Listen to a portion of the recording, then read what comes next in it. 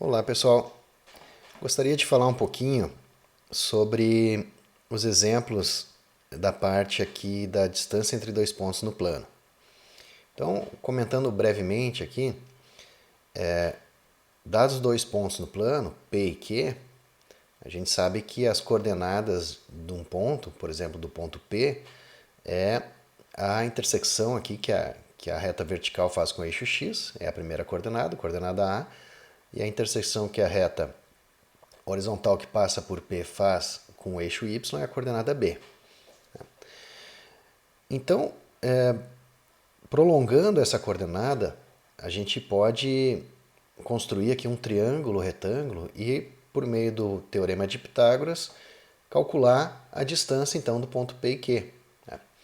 Então, o tamanho aqui do cateto que vai do ponto P até esse ponto R é a coordenada C menos a coordenada A. Então está aqui, A menos C. O tamanho desse cateto aqui é a coordenada D menos a coordenada B. Ou B menos D ao quadrado. Quer dizer, não importa a ordem que a gente toma aqui, as coordenadas, quando elevar ao quadrado, fica positiva aqui essa diferença e, portanto, funciona independente da ordem. Que se eu pegar PQ ou QP, vai dar o mesmo resultado. Então, através dessa fórmula aqui, que nada mais é do que uma aplicação do teorema de Pitágoras, eu tenho a fórmula para a distância entre dois pontos. Então, tem esses exemplos aqui simples, né? O primeiro deles pede para calcular a distância do ponto A até o ponto B. As coordenadas do ponto A é menos 1 e 2, a coordenada do ponto B é 2 e menos 3. Então, aplicando diretamente a fórmula, então, 2, que é a coordenada x do ponto B, menos menos 1 ao quadrado, mais menos 3 menos 2 ao quadrado. Fazendo as contas, vai dar a raiz quadrada de 34. Bem simples. Um próximo exemplo, aqui o exemplo 3, determine m real para que os pontos P e Q estejam a uma distância 1. Então aqui o ponto P tem coordenadas m e 1 e o ponto Q tem coordenadas 2m e menos m. Então o m aqui é a variável desconhecida. Sabendo que eles têm distância 1, o ponto P e o ponto Q, então a gente pode também aplicar a equação, a fórmula aqui da distância entre os pontos, para obter o valor de m. Nesse caso, a gente chega numa equação do segundo grau, pois raiz quadrada de 2m menos m ao quadrado mais menos m menos 1 ao quadrado, fazendo as contas aqui, elevando ao quadrado, igualando a 1, que é a distância que está sendo dita aqui no enunciado, a gente chega numa equação do segundo grau, que pode ser encontrada as raízes por meio da fórmula de Bhaskara. Ou nesse caso aqui, mais simples ainda, é fatorar aqui, porque 1 aqui vão se cancelar, então dá para botar em evidência o m, e a gente chega que essa equação aqui, ela só vai resultar aqui, vai se verificar quando ou m igual a zero ou m igual a menos 1. Então, por fatoração, aqui dá para chegar nas raízes. Mas eu gostaria, na verdade, de fazer um comentário um pouco indo além nesse exemplo aqui. E no outro de baixo também. Vamos ver o exemplo 4 antes da gente passar, então, para uma análise geométrica usando o software GeoGebra sobre esses exemplos. Então, se A tem coordenadas 1 e 3, determine o ponto P do eixo AX tal que a distância de P até A é 5. Então, novamente, nós temos a fórmula da distância entre dois pontos, o ponto A e o ponto P, e a gente sabe que o ponto P tem coordenadas x e 0, pois ele está sobre o eixo AX, então a coordenada y dele é 0, portanto só tem uma variável aqui independente nessa equação, que novamente é uma equação de segundo grau, que resulta em duas possibilidades para x. Ou x é 5 ou x é menos 3. Certo? Então, olhando aqui para o GeoGebra e pensando em explorar um pouquinho mais geometricamente esses exemplos, o exemplo 3 diz que P é igual a m e 1. A primeira coordenada, a abscissa, é igual a m e a segunda é igual a 1.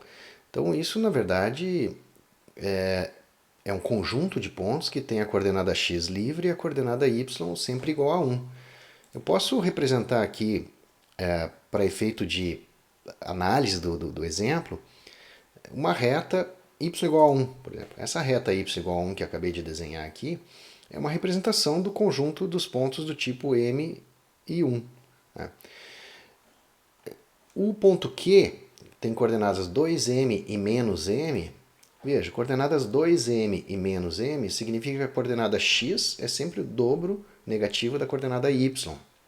Então eu posso pensar em alguma coisa assim, tipo y igual, o y vai ser metade de x negativo. Então, menos x dividido por 2, por exemplo. O que me dá essa outra reta que está desenhada aqui.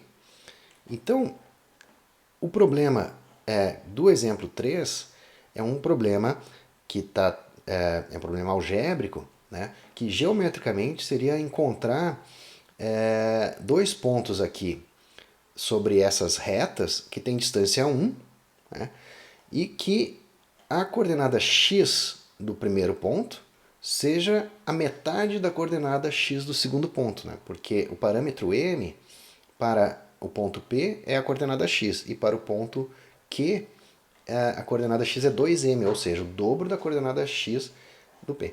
Então eu posso pensar em algo assim. Vamos colocar um parâmetro m aqui com essa ferramenta slider. Vou botar um m aqui e vamos criar uns pontos em função desse ponto m. Vou botar um ponto aqui sobre essa reta aqui, um ponto A, e vamos editar as coordenadas dele. Vamos escrever assim, m, ou melhor, 2m, vírgula, menos m. Ok. Então, se eu fizer variar o m, veja que o ponto corre sobre essa reta, certo? Porque são pontos do tipo 2m menos m. Vou criar um segundo ponto aqui, chamado sobre essa outra reta aqui, o ponto B. E esse ponto vou editar as coordenadas dele, vou escrever assim, m e 1. Então, se eu correr o m aqui, veja que o ponto B percorre sobre a linha definida por o conjunto dos pontos P, e a coordenada, o ponto A, percorre a outra reta, a reta formada pelo conjunto de pontos que formam a reta Q. Então aqui observem que existem dois pontos aqui que a distância entre eles é igual a 1. Mais ou menos aqui, né? Aqui a gente consegue perceber aqui que a distância entre eles é 1 pela configuração das retas, e aqui também a coordenada deles é 1, o que confere o resultado que nós obtivemos. Quando m é igual a 0 e quando m é menos 1, a distância entre esses pontos é igual a 1. Né? Então agora vamos para o exemplo 4, também com o objetivo de explorar um pouco mais geometricamente esse exemplo. A gente tem no exemplo 4 um ponto de coordenadas 1 e 3, a gente pode marcar ele aqui no GeoGebra, coordenadas x igual a 1 e y igual a 3. E o exercício pede para determinar os pontos do eixo OX, tais que a distância de P até A seja igual a 5. Bom, uma forma bastante interessante de fazer assim geometricamente é criar um círculo de raio 5 em torno do ponto A e ver a intersecção dele com o eixo OX. E aqui, é claro que visualmente pode ter alguma imprecisão, mas a gente consegue perceber que a solução x igual a menos 13 e x igual a 5 são os pontos da intersecção aqui do círculo, da circunferência aqui com o eixo OX, e portanto os pontos que têm a distância igual a 5 de A até esses pontos de intersecção aqui. Tá? Até o próximo vídeo.